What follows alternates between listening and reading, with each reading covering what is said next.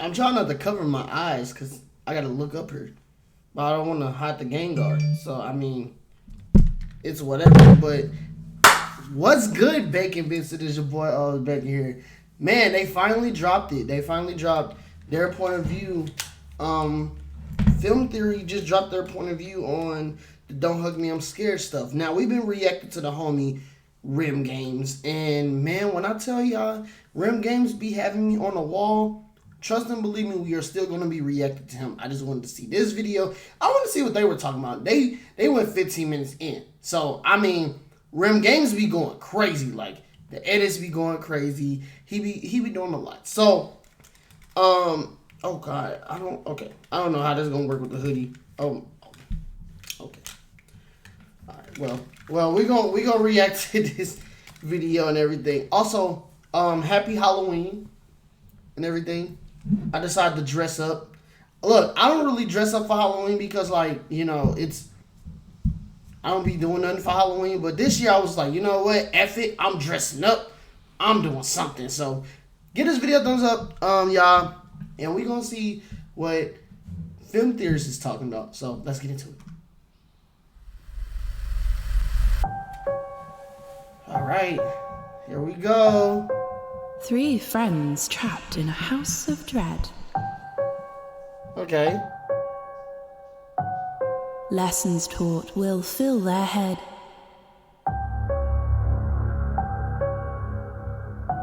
One a duck, the other red.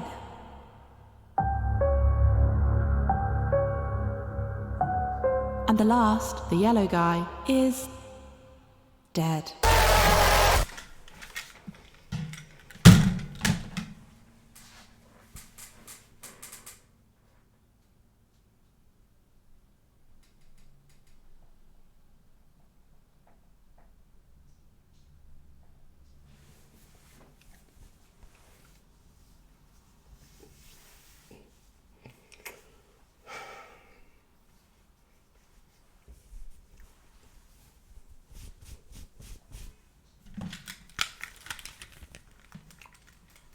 I almost clicked off this and disliked it just for that.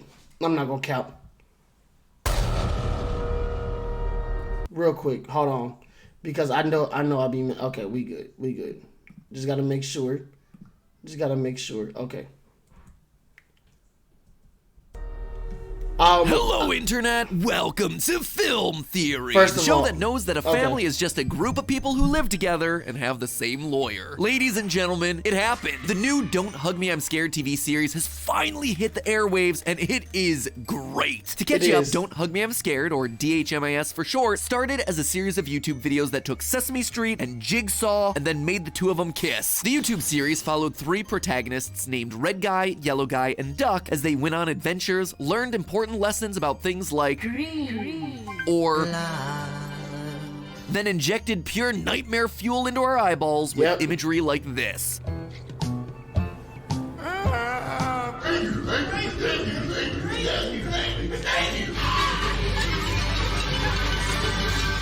When the series concluded in 2016, most of us thought that it had entered the great YouTube playlist in the sky, lost alongside Niga Higa and Jenna Marbles, fated to occasionally pop up in recommended feeds from now until the heat death of the universe whenever the algorithm sensed that we were starting to get nostalgic. Or at least that's the way it was supposed to go until Don't Hug Me did the impossible and got a TV show. Earlier this year, the creators managed to wrangle together a real 6-episode DHMIS TV series on the British Channel 4. And after watching it, I gotta say, it nails the tone of those original YouTube videos, all without feeling held back or tied down by them. In fact, it's clear that while the aesthetics look the same, the series has moved on. The calendar that appears in every episode has moved from the original June 19th date that it was stuck on to June 20th. It's a turning of the page, a symbolic new leaf. And whereas the original series was all about the corruption of art and children's programming, this new TV series seems to tell a more personal story about these characters, because they are actual real characters now. No longer are they just symbols for kids, or creators, or ducks, I guess. These 3 now appear to have histories and lore. In fact, when you start piecing this puzzle together, the story of these three characters is tragic. They're a trio that's trapped inside of a repeating cycle built on one woman's guilt and pain. And if I'm right about this, at least one of these three characters is dead. So wakey wakey gang, it's theory time.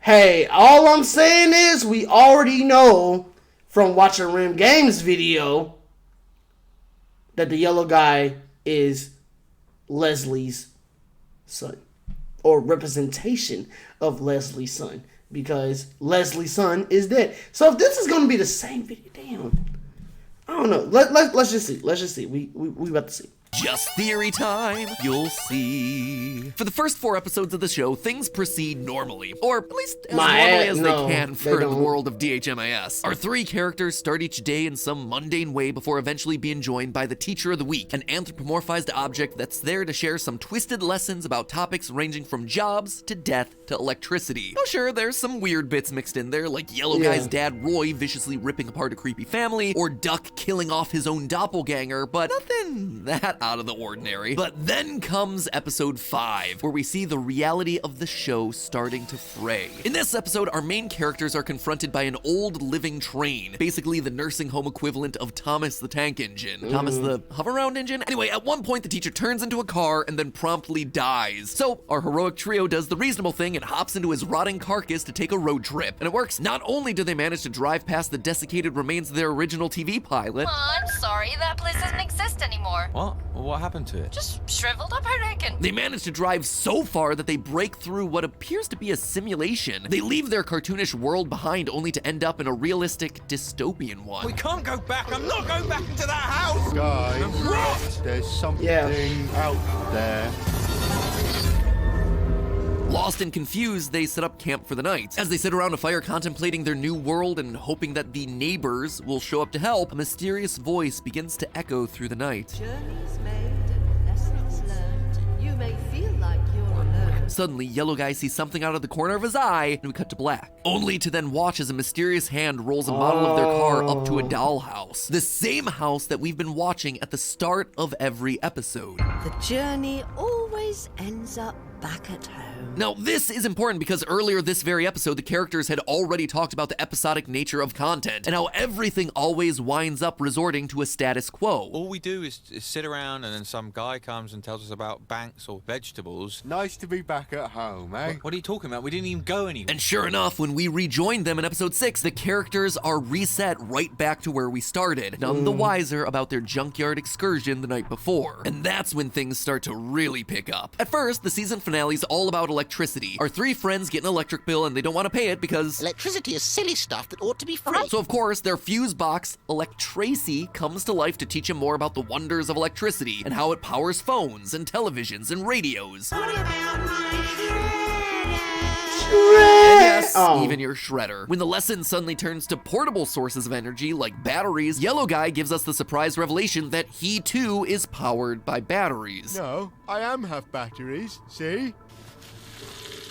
Which is a strange detail that we'll come back to. Regardless, his current batteries are old, corroded, and clearly out of juice, so Duck switches them out for Electracies. Suddenly, the once doofy Yellow Guy is juiced up to the max, and instead of being dim-witted, his mind explodes with intelligence. Equipped with this new awareness of the world around him, Yellow Guy becomes the first person of the trio to realize that they're only on the bottom floor of what's a multi-story house. Yellow Guy climbs the stairs to discover the big boy room on the 2nd floor. Inside, he finds older versions of Red Guy and Duck that are able to learn not just 1, but 2 lessons in a given day. You seem Big? Yeah, we're big boys. Big boys. Big boys. Try and keep up, mate. Unimpressed, he continues up to the 3rd floor, where he finds the more advanced Bigger Boys room, housing even smarter and more futuristic versions of Red Guy and Duck. Eventually, he's turned off by their heartless and cruel experiments, things like electrocuting an innocent lump of living flesh. So for a final time, Yellow Guy leaves the room and moves up another flight of steps. What's At that the top of the flesh of the house, things stain? are extremely different. Here, Yellow Guy finds a door labeled Leslie, and we immediately get an answer as to what that means on the other side. My name's Leslie. It's nice to meet you. It's made clear that this is the woman that we heard reciting the rhyme at the end of episode 5. It was also her gloved hand that was resetting the dollhouse back to square one at the end of the last episode. But now the dollhouse is opened, and we can see small figures of the trio inside, recreating the exact events that we're watching play out in this episode. Yellow Guy is obviously full of questions, and Leslie promises to answer all of them, provided he plays with the dolls. You help me tidy things up around here. Wait. I'll help you. Promise. Promise. She then produces a large leather-bound book covered in a wacky-looking code before sending him back downstairs to his friends. Right as he's about to read it, Duck and Red Guy rip the batteries out of his chest in order to power the house. Yellow Guy forgets what the book was for in the first place and decides that it's something Incredible. The season ends as the three friends cheer at the destruction of the book, so close to answers, or even an escape, but instead trapped inside their ceaseless prison once more. Making matters worse, Yellow Guy never realized that there was yet another level to the house that he never got to. It's What? an incredibly sad, surreal ending to the season, which leaves us on this unusual cliff. Hey, I'm not gonna lie, I didn't even notice that till now. This stuff, see, this is why you gotta pay attention to this stuff, bro. Like, for real. Because, like, if I'm being, I know some of us did not see them stairs. Come on now. Come on. Y'all can't sit there and be like, well, I did see the stairs. No, I didn't even see the stairs, bro. I didn't even, look, I was paying attention to the dialogue. I didn't even realize it. Man, this is why we got these. Can Yellow Guy make the journey up the stairs again? Based on the pictures that we see behind him hanging on the wall as he goes up, we know that he's made this journey before. Hopefully there's a second season where he's able to do the whole thing again. In the meantime, though, we're left with a lot of questions. The first and foremost being, who or what is Leslie? She's the only human character that we meet throughout all of DHMIS, which in and of itself is odd. Her design is also noteworthy. She's a bizarre mix of puppet and flesh. She's clearly a human, but her coat makes her look like one giant Muppet that's covered in fur, and her face has been stitched and scarred like a creature that's been sewn together. More importantly than her design, though, she acts like the puppeteer for this world. She's the one that's turning the crank at the start of every episode. She also appears to be controlling the actions of all the others through her miniature figurines, and when one of the dolls breaks, she has a drawer full of replacements. Oh, sorry. Don't worry. I always make sure that I have plenty of backups. Well, I suspect that I know what's going on here, and it all begins with one key line. As Leslie sends Yellow Guy on his way, he asks whether he can stay on the top floor with her. She immediately rejects the idea by shouting, You're not my real son! Yeah. Only joking. At first, this just seems like a random outburst, a combination punchline jump scare to keep us on our feet, but I think that this is actually the key to understanding everything about this new series. Taking Leslie at her word here, Yellow Guy isn't her real son, but he's close. You see, I suspect that Yellow Guy represents Leslie's real son, a real son named David, a son who died. In episode 2, Death, we see the name David etched onto the grave where Duck gets buried. Why does it say David? Later, we see a large group of human mourners show up in the kitchen for David's funeral, where they again mistake Duck for David. We're just friends. Friends of David. It wasn't called David. So what would make me say that Yellow Guy's David? Well, take a look at what's stitched into Yellow Guy's overalls. On the front pocket, there's the large letter D, and at the foot of Yellow Guy's bed, the letter D again. In episode 3, Family, Yellow Guy is even given a special locket with the letter D engraved on it. Over and over again, Yellow Guy and the letter D are connected. D for David. But the connection between the two goes well beyond just a letter. Going back to the Death episode, when our happy trio first show up at the cemetery, the coffin assumes that Yellow Guy is the one who died. Don't tell me. I'm good at this. Is he? It's you, isn't it? And throughout the rest of the series, we watch as both flies and worms are attracted to Yellow Guy and no one else. It's almost like he's a dead, decaying body. Plus, there's a strange moment in the intro of episode 5 where Yellow Guy seems to dissociate and remember something about his past. I'm the one who had. It would have got me if I didn't see Rim Game say it first. It would have got me. It would have got me. I would have been sitting here like, oh my God. Nope. Damn, Matt Pat. Damn, it's. Look, y'all, if y'all coming from watching my reaction, y'all need to go check out Rim Games. My man's dissected the whole series. I will put his channel in the link in the description because that man needs subscribers. He needs, look, I'm just saying, my man's dissected the whole series. He got me intrigued. if I did not see this, if I did not see Rim Games video first, if I would have saw this, I would have been mind blown. It's just, damn. I had a dream where there was stuff like there was Another me. He's clearly remembering a dream where he saw another version of himself. He's seeing David. The same thing happens again later that same episode when he looks out the car window. When I look out through it, it looks back in through me. He's connecting with a past iteration of Oh, I didn't see that. Oh, hold on. Wait a minute. Hold on. Rim Game, did he say that? I don't think he did. I didn't. Okay. I'm being caught off guard.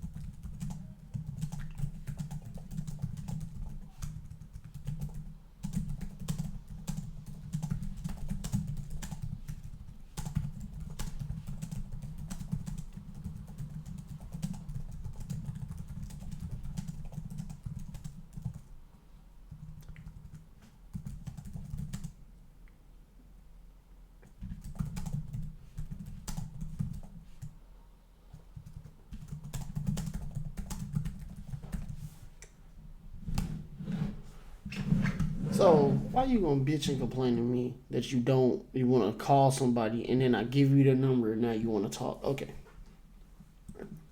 himself with David. We're also explicitly told that David is not Duck's name. Why does it say David? Huh? That's his name. What? That's supposed to be your name. We also know that Red Guy isn't dead based on his ID. Don't be silly. You don't die for ages. Aww. So by process of elimination, if one of these characters is representative of David, it has to be Yellow Guy. This may also explain why Leslie says this to him when he first enters the room. You're one of my favorites. Sounds almost motherly. But this is far from the full story. The tragic twist of the tale is that we know exactly what killed David. He died in a car crash. In episode 5, when Red Guy tells Yellow Guy that they're gonna be part of a community, Yellow Guy fantasizes about living in a new city named Mulhoven. He imagines joining a neighborhood, befriending the people of the town. Yellow Guy then moves into a new home where Red Guy's his neighbor and Duck is his pet. Everything is great until a clergyman offers Yellow Guy a bird as a welcome present. The bird flies away and Yellow Guy gives chase into the street. From there, you can guess the rest. Yellow Guy is hit by a car. I suspect that that dream sequence may be more true to life than we initially expect. Listen to the narrator of that little story. Morning. Here in Mulhoven, Newtown. It's Leslie's voice. You've got plenty of reading to do. In fact, it's Leslie screaming for Yellow Guy to get out of the street. Oh, careful. Careful now! And the reason she's screaming? Because she's the one in the car. Leslie killed her own son, David. By accident. What did you say? Yeah, you heard me. Leslie killed her own son in this accident. Why do I say that? Well, first of all, when we meet Leslie in episode 6, her face is covered in stitches, almost like she went through an awful accident herself. Secondly, take a look at the license plate of the car that the gang drives throughout this episode. It spells Leslie. And most importantly of all, we know that David wasn't the only person in the family involved in a car crash that day. At the end of episode 3, as they're wrapping up what they learned about families, Yellow Guy describes a family as a group and dying the same day and the same style of accident, but in different location. Unless his father Roy also died in a car accident that same day, which seems pretty unlikely, I suspect that this line's meant to describe Leslie, who metaphorically died that day. And you see, that gets to the core issue here. That's why I think she's created these characters, this dollhouse, this world. It's to escape from that trauma. The sad truth of Don't Hug Me, I'm Scared is that it isn't the story of three wacky puppets learning disturbing life lessons. In reality, it's the story of a mother grieving over her dead son, a woman that is stuck in a spiraling cycle of guilt, creating playthings that represent him so she can impart all the lessons that she would have taught him if he had lived. And she has dozens of backups to ensure that she never loses him again. And for as much as Yellow Guy reminds her of her lost son, he can never truly be the real David. You're not my son. Don't Hug Me, I'm Scared. It's a weird name, right? We've never really stopped to question it, have we? It's always just kind of been there. So yeah, DHMIS, that's the name, duh. But really think about those words. Don't hug me, I'm scared. It's a reference to someone so damaged, so hurt, that they're afraid of something like a hug. They're scared of affection, of love, of opening themselves up to someone else. That right there, that's Leslie, afraid to love again because she's afraid of being hurt again. But I suspect that in order to move forward, to get to that final level of the house, that's exactly what needs to happen. A hug. Leslie to forgive herself, and Yellow Guy to give her a hug. Then, and only then, will both of them be able to transcend, to move past their stagnant lives inside that house and climb to the final level, to finally be free. But hey, that's just a theory. A film theory. And cuts. Okay. Alright, I got a lot to say. So hold on, wait a minute.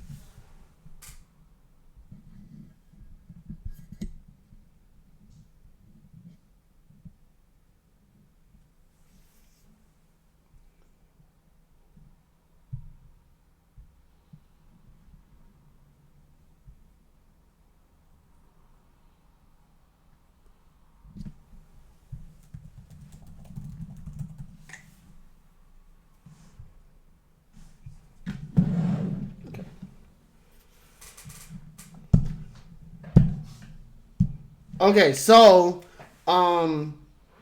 in this video, I mean, he pretty much didn't go over a lot that we don't know. Like, Rim Games kind of went over and, you know, he explained how Leslie's, like, yellow guy is David and all that. We already knew that and everything. So, it's nothing, like, we haven't known. But I think the one thing that, like, well, the few things in this video, like, caught me off guard was, when the yellow guy was in the car, he was like, oh, I see a version of myself. And I didn't notice it was the smart yellow guy. I didn't notice that. So that caught me off guard. But also, the stairs. I didn't know there was another stairs. I hope Rim Games goes over when we watch the videos of his. Like, I think he dropped 2 videos. So I just want to wait for him to drop the 5th one, so we can react to all of them. I can react to all of them at the same time. But yeah, me personally, man, this, like, I kind of want to see what Film Theory is going to say about the book, truth be told. Like, Rim Games went into detail about the book and everything. Like, I was like, wow, okay, this is amazing. But I really hope they go into, like, the book and everything. I want to hear their theories on the book. And if y'all are enjoying this series, leave a like and subscribe. Yeah, personally, I should have did this at the start of the video, and it was my fault, so that's on me. So I want to personally thank you all for 700 subscribers. Like, when I tell y'all I was blown away by hitting 700, I know it's not a big number to a lot of people, but that's a big number to me. Like, if you would have thought about it, like, I have an update video coming where I'm going to be talking about everything. Thank you guys personally in one video and everything. But I just want to take the time out real quick and thank you guys for 700. Now, I do have a goal. I was about to say, let's see if we can hit 1,000 subscribers by the end of this year. But I ain't going to put all my chips on the table like that. So, yeah, if we can hit 800, that'd be cool. 900, that'd be cool. But, yeah, excuse me. I hope y'all are enjoying this content. Leave a like, subscribe if you're new. You can watch the original video in the link in the description. Check out Rim Games channel because he comes through with these theories on Don't Hug Me, I'm Scared. Man, I'll see y'all later. Peace.